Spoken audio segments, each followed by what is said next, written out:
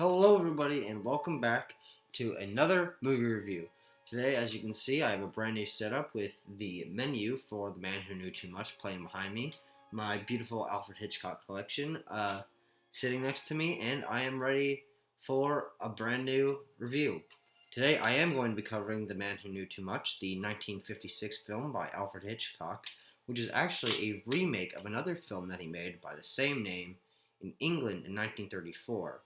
And he made this for Universal, and it actually turned out to be one of my favorite of his movies.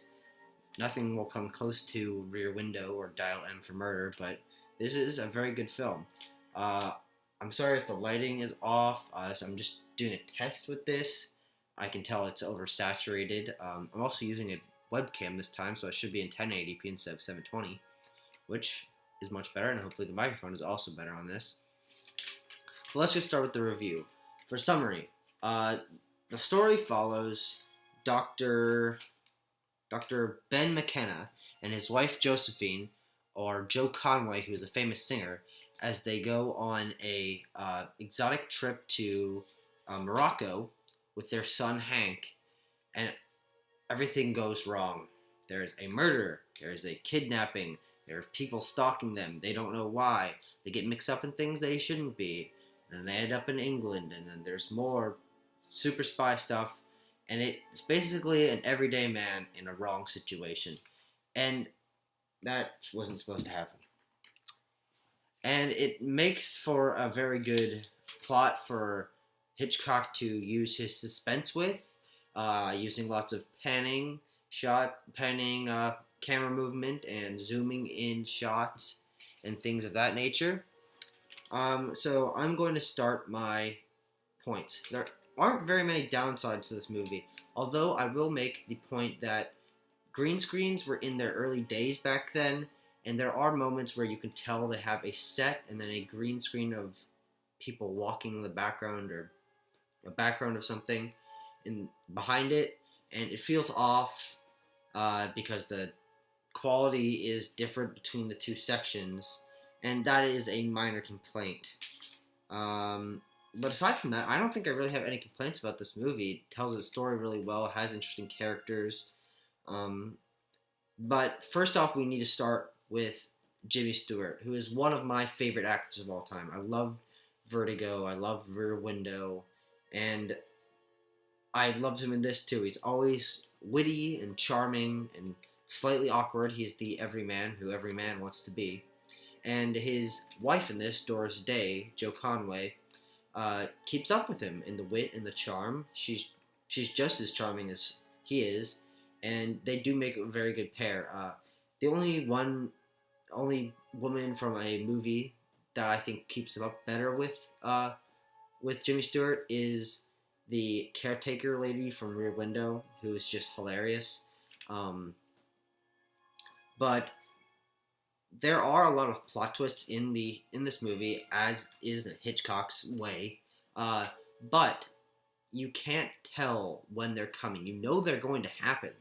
And there isn't really one at the end, which I was sort of disappointed by.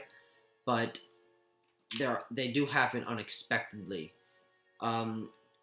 Which I'm sorry if you're getting spoiled by this in the background. But just look at my face if you don't want to be spoiled, because I'm not going to talk about anything. There are some overhead shots in this, where the long shots where the camera is far away and you can see two layers of action happening at the same time, which beautifully sets up the next scene. And I noticed that, and I was actually really impressed, because it really does help make the world feel more cohesive, even though there are multiple things going on at the same time. There's also a slight bit of comedy in this, mostly the wit from Jimmy Stewart, but it's not a funny movie. It's a lot more suspense. The music also plays a big role, as you can hear with this music in here.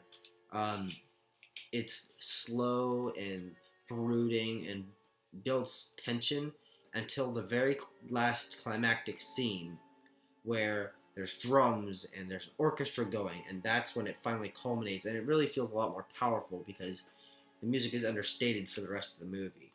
There are a lot of iconic scenes in this movie. The gun going around the curtain, the cymbal crash, and the guy holding up his two cymbals like this, and of course the makeup wipe on the finger, which you've been seeing on repeat. Most of those, yeah, there's the symbols.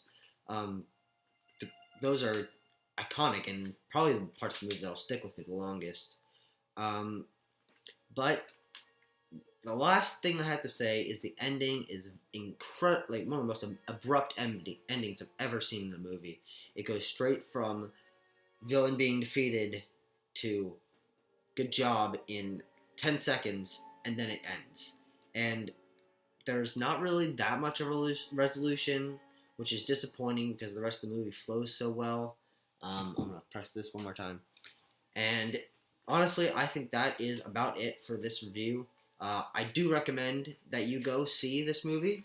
I will give it a 9.3 out of 10. And I will see you guys in the next video. Thanks for watching. Bye.